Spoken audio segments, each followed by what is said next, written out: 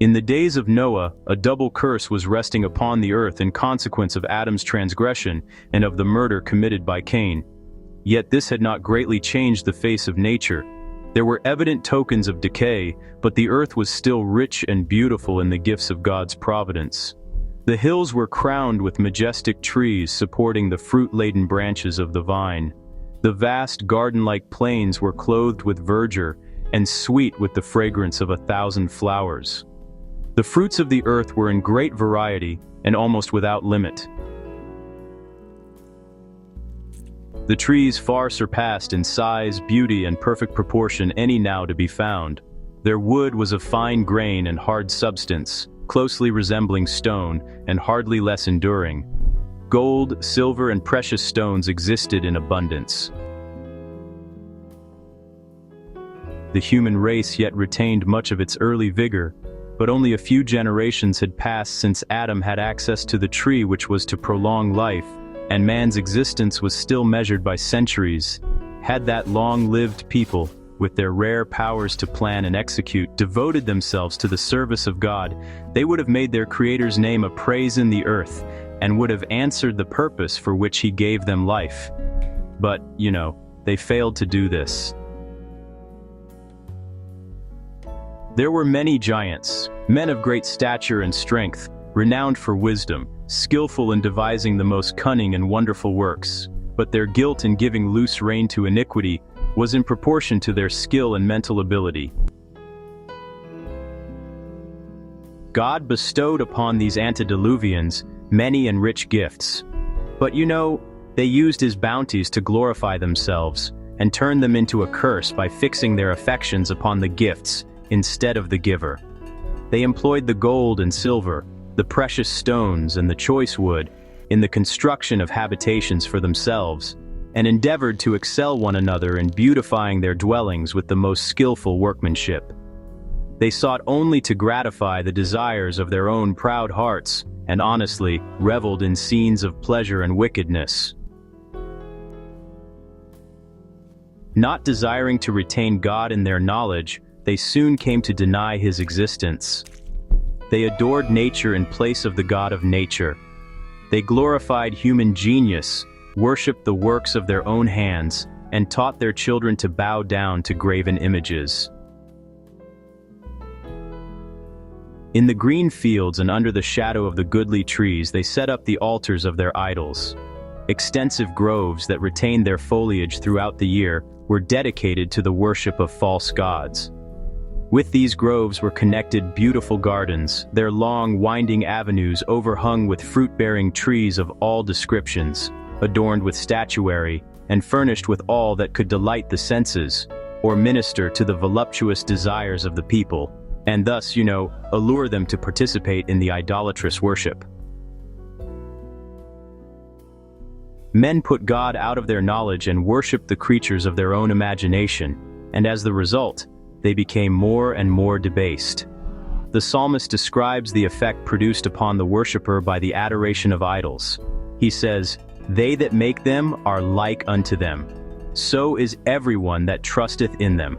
Psalm 115, verse 8. It is a law of the human mind that by beholding we become changed. Man will rise no higher than his conceptions of truth, purity, and holiness.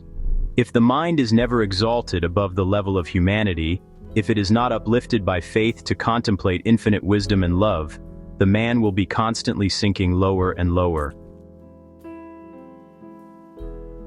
The worshippers of false gods clothed their deities with human attributes and passions, and thus their standard of character was degraded to the likeness of sinful humanity. They were defiled in consequence. God saw that the wickedness of man was great in the earth, and that every imagination of the thoughts of his heart was only evil continually. The earth also was corrupt before God, and the earth was filled with violence. God had given men His commandments as a rule of life, but His law was transgressed, and every conceivable sin was the result.